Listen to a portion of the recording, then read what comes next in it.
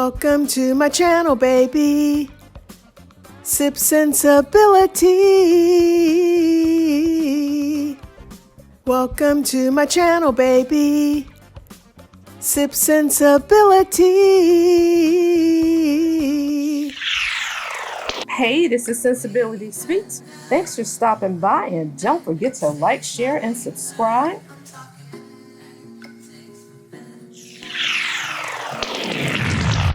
All right, y'all, sensible thinkers and sensibilities, honey. Let's get into this Love and Marriage DC Season 3, Episode 2, child, Throuple time. And that is an appropriate title for this particular episode. Ooh, child. So the episode opens up with Rain and Ashley. They are at Milk and Honey's restaurant. Love Milk and Honey's, child, know where that is.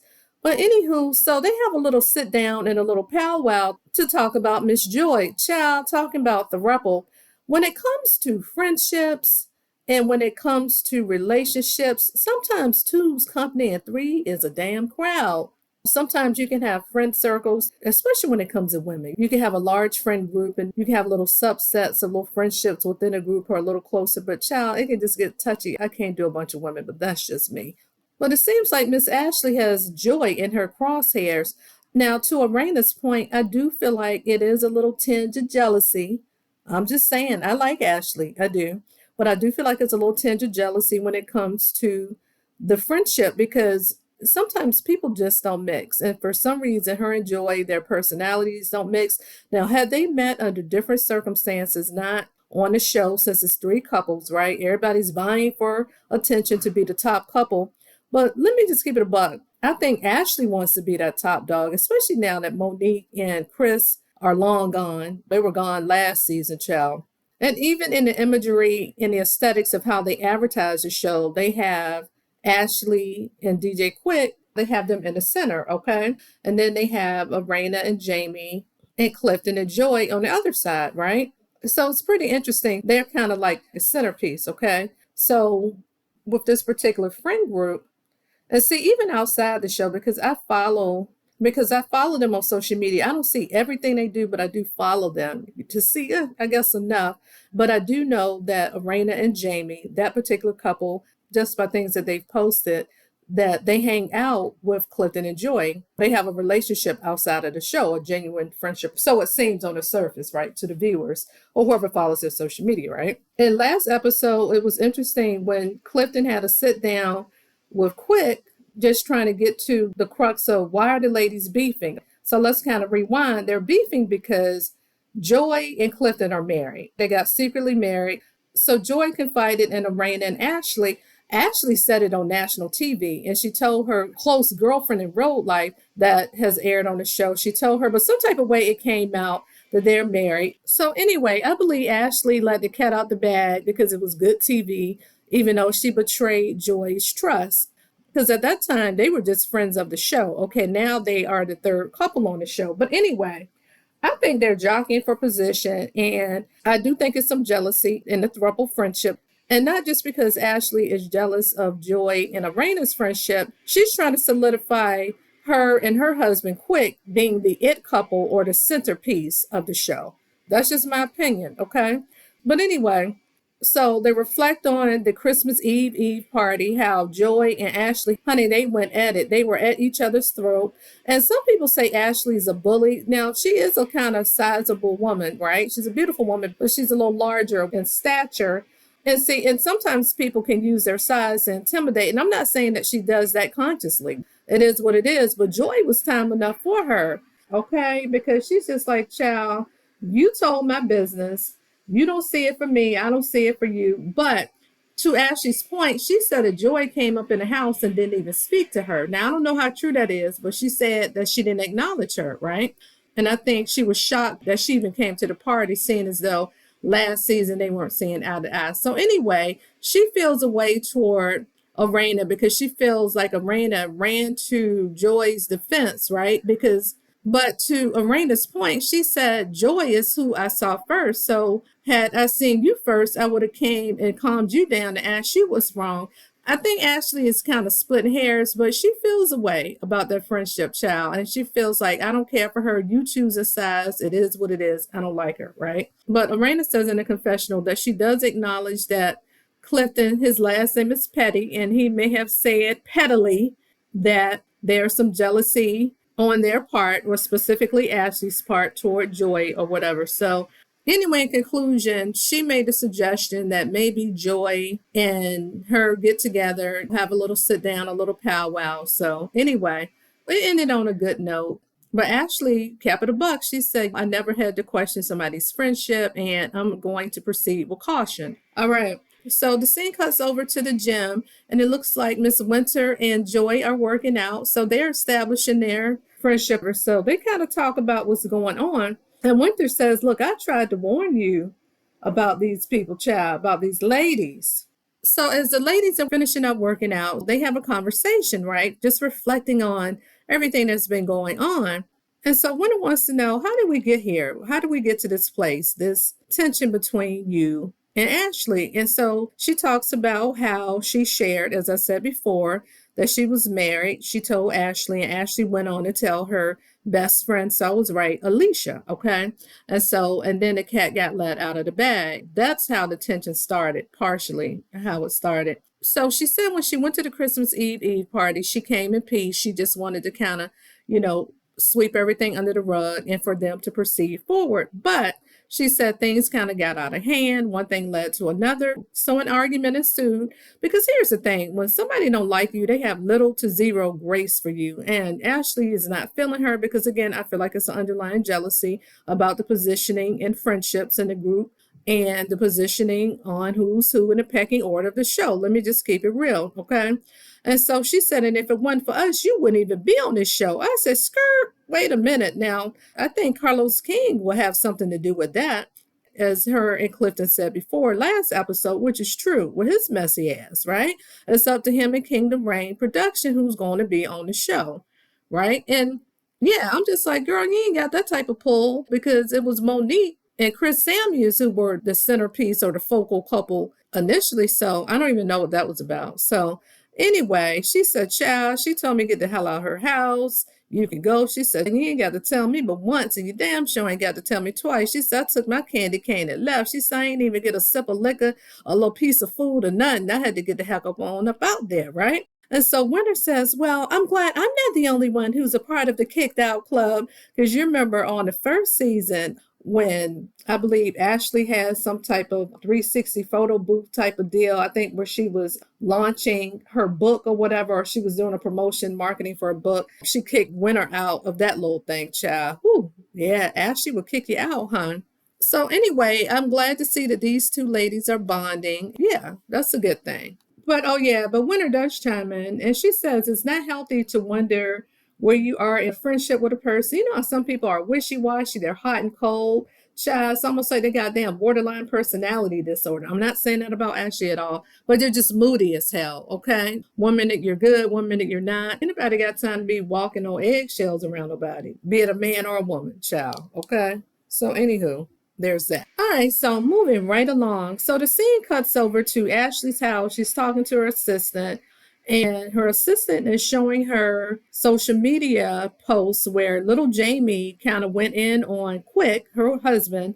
So Jamie's upset with the comparison that Quick made to his son and Jamie Jr., okay? So essentially, Quick is saying that his son Antonio, at 15 or 16, is a spoiled kid, where he's saying little Jamie at 15 or 16 was a bad kid and entitled, and there's a difference. But anyway, Ashley goes on to say that Quick didn't mean that he's a bad kid per se, but he made bad decisions. And you know how sometimes when you express yourself, when you're in passion and you're in the moment and you're sized up, things just kind of roll off. But her assistant also said, well, his parents call him bad, namely Jamie Sr., because he called him a bum on TV. So anyway, Arena calls Ashley.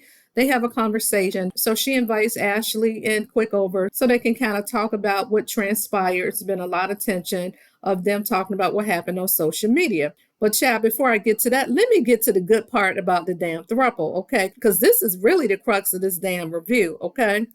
So anyway, let's move on to Clifton and Carmen, shall we?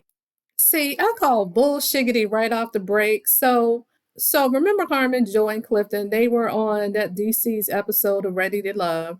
Both of them were his love interests, but Carmen wasn't even his main love interest. It was Joy and the other young lady, the classy lady that worked at NASA. I can't even remember her name. But anyway, congratulations to her. I heard she since got married. Okay, her name was Dakia. I had to think about it, child.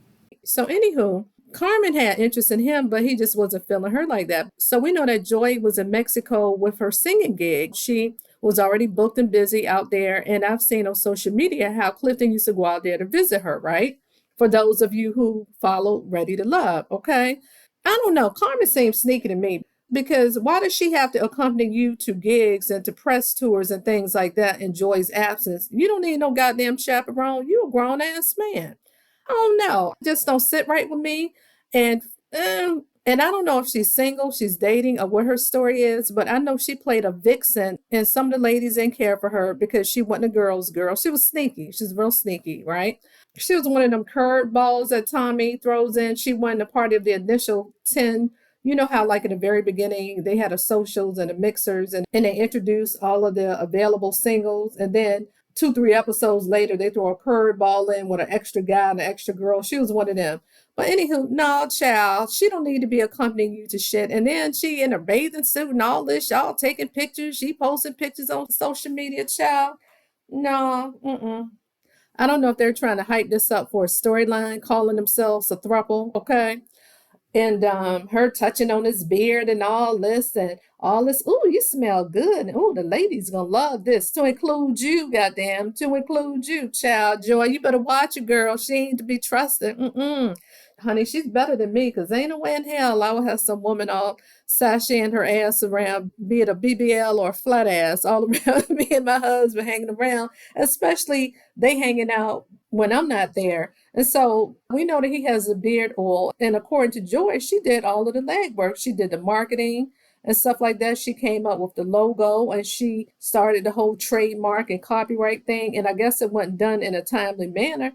Well, Cliff, she ain't your secretary. She worked just like you do, bro. You could have copyrighted and trademarked your own stuff. I'm just saying. And so if Carmen is your PR manager, okay, then why didn't you ask her to do that in the beginning? And then for her to sit there at their little lunch or whatever to say, you should let me handle that.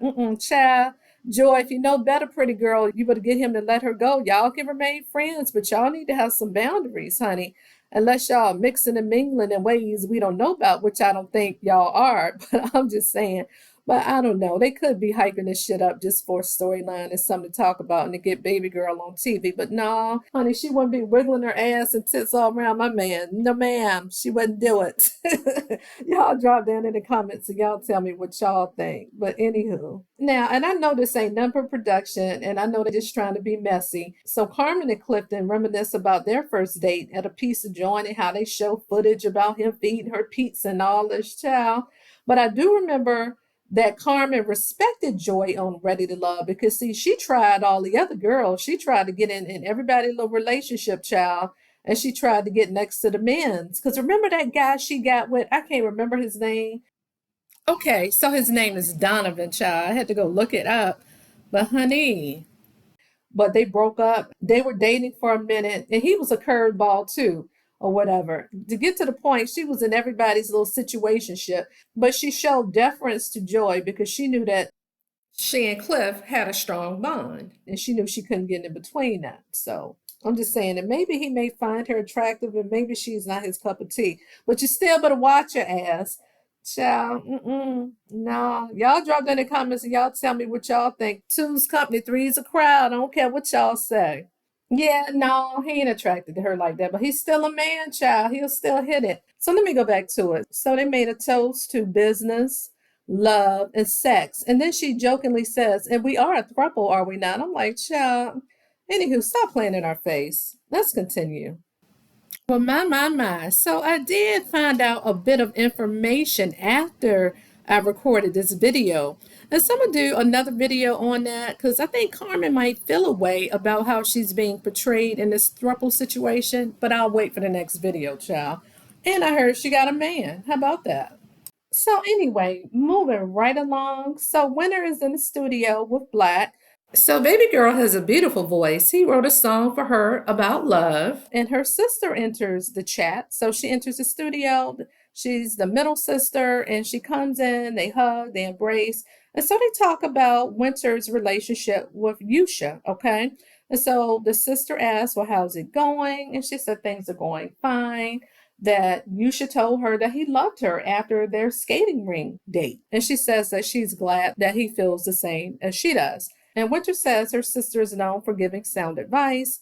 And her sister tells her, you know, you love love and we don't want you to be blinded by love, but Yusha seems like a good guy. So the sister asks, how is this situation different from the other two, where it went really fast? So Winter reflects on how the other two times she fell in love, not to include her ex husband, okay? So two men that she fell deeply for after her divorce, how they didn't really have the dating stage, the courting or the dating. They just were talking about finalizations early on, about getting engaged, getting married, as opposed to just getting to know each other dating, okay?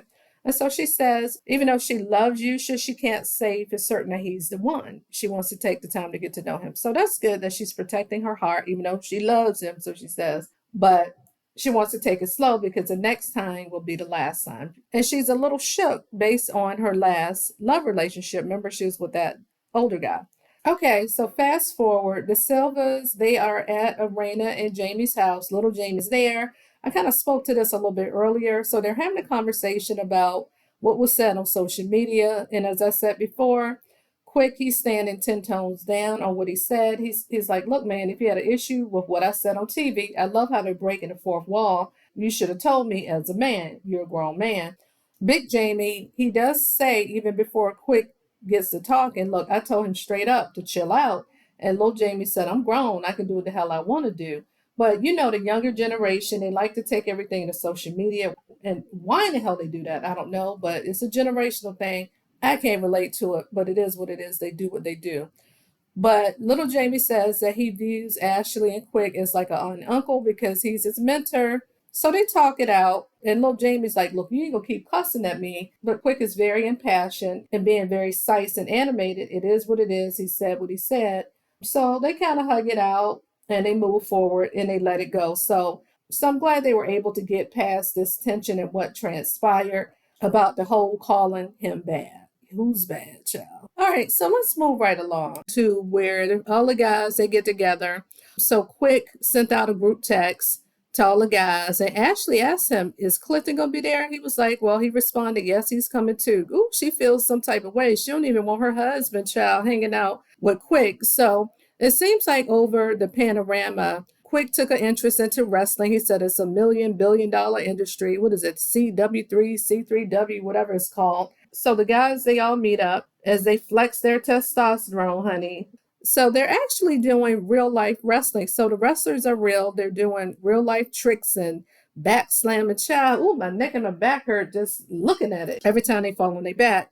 So anywho, they all take turns, and Clifton's like, look, I just had back surgery. I ain't fit to do all that. I know that's right. And so they all parlay, they participate. Quick, he does a little back body slam. Jamie, being competitive, he was like, well, I was an athlete. So he did it, child. I know his ass can be hurt. They all about 50. So anywho, and even Clifton picks up a dude. He was like, well, I ain't gonna be looking like no pussy or whatever. So let me do my little part. He said, I ain't finna slam my back to the mat, but I'm gonna pick your ass up and slam you. So he did that. Even Black said he bit off more than he could chew when the dude grabbed up on him. He was like, ooh, I wasn't ready for all this. But anyway, to get to the good part. So the guys get together, they do a little powwow. And so Clifton asks, so how is it with you when you do business with your wife? This is new to me. And so Quick tells a story about how it almost ruined he and Ashley's marriage when they bought a club in Baltimore or whatever. I guess they still got the club, but I guess it was a little rough at first. And I don't know if it because he was hanging out in the nightlife or what made it rough, but just them button heads with the business part. And so he goes on to talk about the copyright issue about his beard oil. Now, we saw in the confessional where Joy said, I did everything. She said, I did the logo because she's a creative, she's a singer, and she probably is an artist too. She maybe can draw, right? But she came up with the concept, the logo. So she did all the legwork. And to backtrack and for Clifton to say that Carmen feels like is not where it should be as far as them putting the beard oil on the market and she's going to take it over. I'm like, if you don't sit your ass down somewhere. And Joy says, to be fair, they had a lot going on because Clifton was going through the back surgery, they were moving. So everyone just had a lot on their plates during the time. Okay. So don't put it all on her, child. Anyway, I hope you got a percentage in the Joy. But they tell him, well, it takes compromise. The men weigh in on it, and he talks about how Carmen is going to take over the copyright. Now Jamie says, "Use a good one," because he said how Arena is a jealous somebody. In other words, she wouldn't have it, and I don't blame her. Okay, and he says in a confessional that he's going down a slippery slope. Now, I don't know if he's saying this for the entertainment of TV or does he know something on the back end because he hang with these people in real life, right? They friends for real, for real. So I'm just like, what you know about? Because she is a little flirty. Even though Joy might be his person and might be his pick, that don't mean that his little pecker down there won't wander off. I'm just saying he is a man child and not excusing poor behavior by men cheating and saying he would do that. But Joy, you better watch it, girl. You better do that damn copyright and get a percentage of that damn company and tell her to set her ass down somewhere and do her sports management agent shit with somebody else, child. No, she too close and personal. So anyway, that's the whole premise of this particular episode, the throuple. As they put it, Carmen and Clifton's bond grows closer, right? And also the whole triangulation and the whole throuple of the friendships, right? As I said before, two's company, three can be a crowd. But y'all drop down in the comments and y'all tell me what y'all think. And this is Sensibility Speaks. Thanks for stopping by. And don't forget to like, share, and subscribe. Bye-bye.